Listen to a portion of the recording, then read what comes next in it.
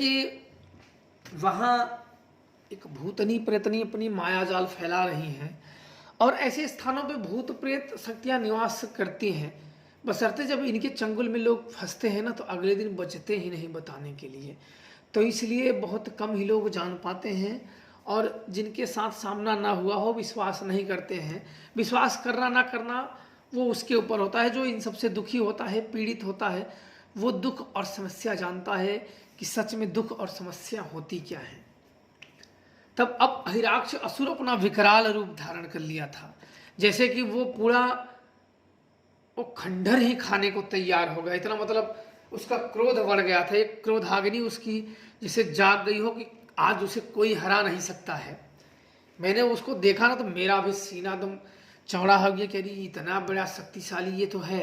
ये तो ऐसे लग रहा है कि जैसे अभी घनघोर बरसात होगी और पूरे प्रलय ला देगा। ऐसे वहाँ बादल छा गया था, ऐसे जैसे प्रलय ला देगा ये अभी।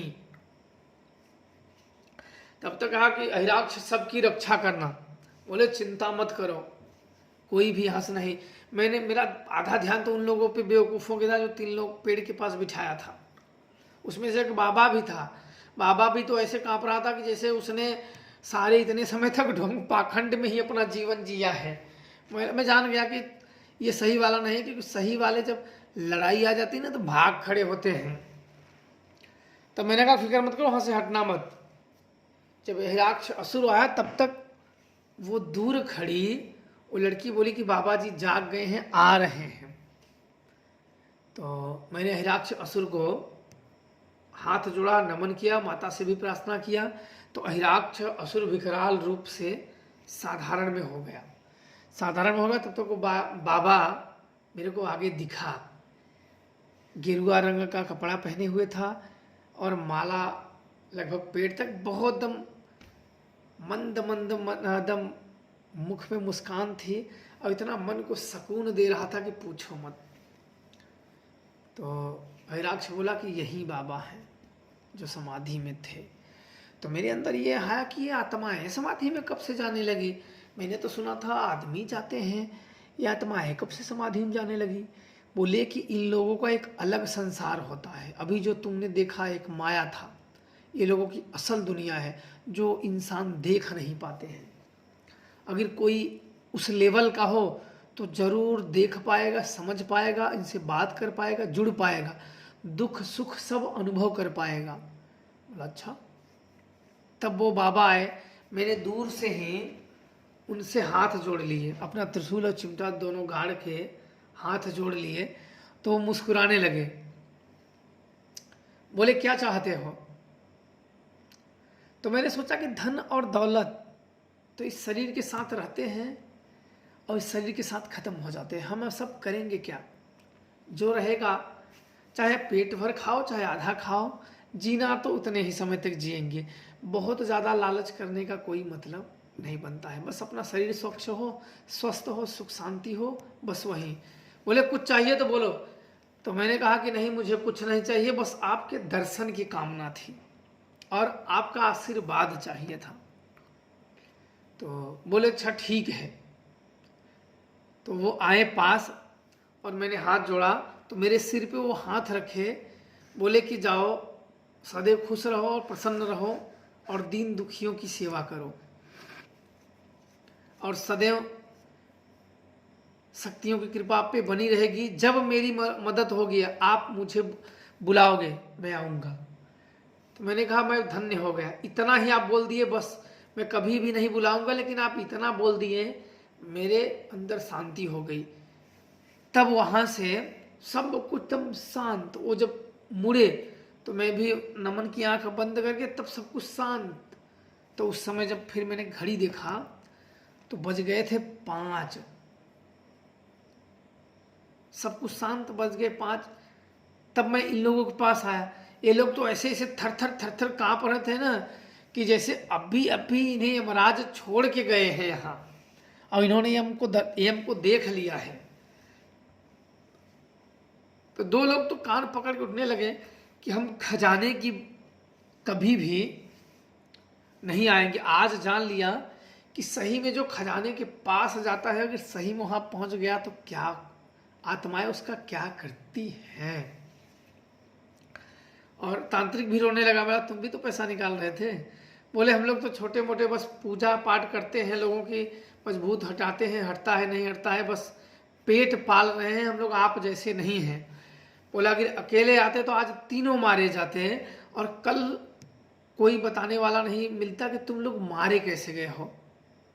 और अब जो देखे हो ये जाके बताओगे ना तो कोई तुम लोगों की बातों पे विश्वास नहीं करेगा। क्यों नहीं करेगा? कि जो लोगों ने देखा ही नहीं है, तुम उसे दिखा रहे हो, बता रहे हो, वो नहीं मानेगा।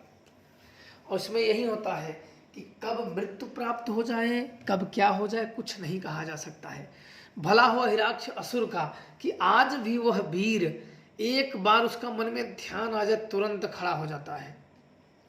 मैं भविष्य में अपने विशेष शिष्यों को गुरु आसनी के तौर पे दूंगा, जो कि मेरे परीक्षण में पास हो।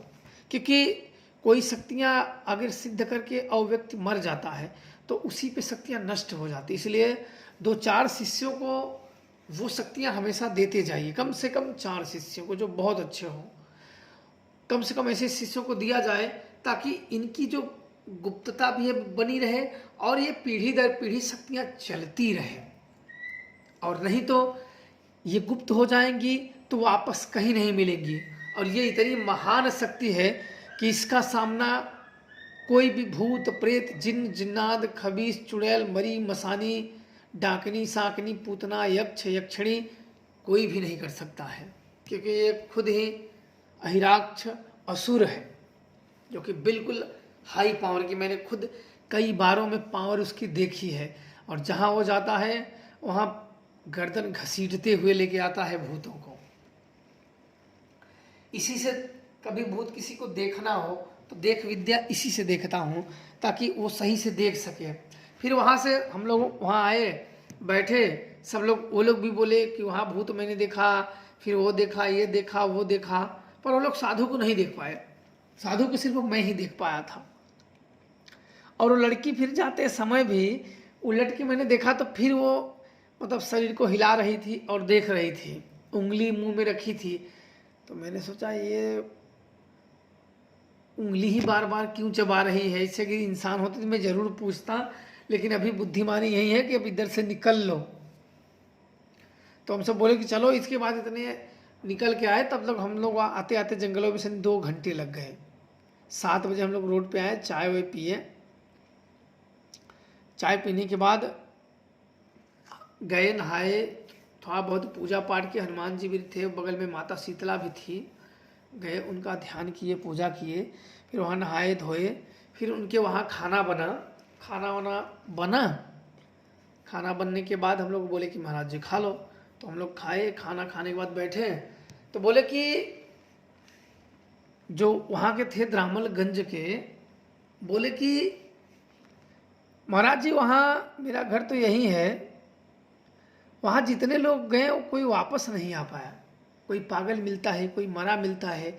मैं बोले कि मैं तो ओझा हूँ, तांत्रिक हूँ, छोटा मोटा भूत प्रेत हटाता हूँ।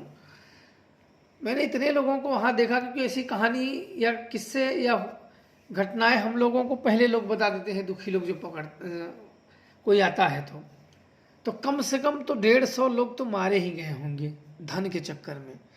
मैंने कहा कि अगर जीवन प्यारी है तो धन के चक्कर में मत पड़ो। जीवन में भगवान ने हाथ दिए हैं, पैर दिए हैं, खाने को दिए हैं, खाते रहो, जीवन जीते रहो। कोई भी करोड़पति है उसे भी शमशान में फेंक देंगे, कोई 1000पति है उसे भी शमशान में फेंक देंगे। फिर वहाँ कोई रिश्तेदार, परिवार, रिश्ते नाते कोई तुम्हें देखने नहीं आता है कि तुम शमशान में कर क्या रहे हो। सारे धन दौलत पे उनका पहरा हो जाएगा, फिर उनके बाद किसी और का, फिर उनके बाद किसी और का, ये नियम चलता रहेगा। पर जो धन होने के बाद भी कोई पुण्य का कार्य ना करे, किसी गरीब दुखियों का मदद ना करे, वो शैतान का घर होता है। वो ऐसी जगह पे बसता है और फिर अपना जीवन को त्याग देता है। और ऐसे धन के चक्कर में पड़ना भी नहीं चाहिए। बोले नहीं नहीं अब हम नहीं पढ़ेंगे। हम लोगों की आंखें खुल गई। मैं भी बहुत जगह जाता था। मैंने कहा कि जहाँ जहाँ तुम गए हो वहाँ पैसा था नहीं, अगर होता तो सामना होती तो मेरे यहाँ आज तुम सामने बैठ के बात नहीं करते और मारे जाते।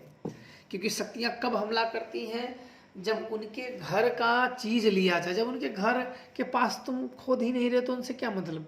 जब सही जगह पे सही चीज खरीदी जाए तब वो शक्तियां बेकाबू होती हैं और अपना पावर दिखाती हैं कि हम सब हैं कैसी।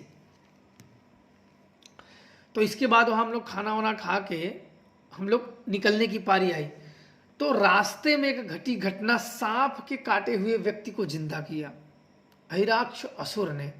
अभी एक आपको बताएंगे, हम लोग वहां से खा के अब मोटरसाइकिल से निकल गए, त्रिशूल चिमटा अपना लिए और निकल गए, घर के लिए निकल गए। अब आगे की बात मैं अगले वीडियो में आप लोगों को बताऊंगा, ताकि आप लोगों को समझ में आ सके और आप लोग ये सब चक्करों में ना पड़ें। अपने कीमती जीवन को, आपके माता पिता ने आपको जीवन दिया उनकी बुढ़ापे में सेवा करने के लिए, क्या आप सेवा कर पा रहे हो? ऐसे आप करोगे तो नहीं कर पाओगे, मर जाओगे। क्योंकि जब आपने माँ बाप की सेवा नहीं की तो किसी भी धर्म का पालन आपने नहीं किया। जो व्यक्ति अपने माँ बाप से दूर रहता हो वो ना तो धर्म का पालन करता है ना तो पुण्य का अधिकारी होता है। क्योंकि पुण्य का अधिकारी वो होता है जन्मदाता की सेवा नहीं किया तो पुण्य का अधिकारी नहीं बनता है। मुझे अहिराक्ष असुर ने बताया था कि ऐसे ऐसे होते हैं इंसान, बड़े दूर रहते हैं, यहाँ रहते हैं, वहाँ पैसे देते हैं, लेकिन उनके अंदर वो सुख नहीं होता है। कोई लड़का उनके कलेजे का टुकड़ा होता है, वो बिछड़ के उन कहीं दूर रहे तो कितना भी धन दे दो, दौलत दे दो, पर कलेजे का टुकड़ा कहीं दूर है, मन हमेशा भटकता रहता है। तो आशा करता हूँ आप लोग प्रसन्न रहो, माता रानी और महादेव की कृपा आप सब पे बनी रहे, अहिराक्ष असुर का भी आशीर्वाद आप सब पे बना रहे, सुख शांति हमेशा आप लोगों पे बनी रहे। अगले वीडियो में जल्द ही मिलेंगे। जय श्री महाकाल।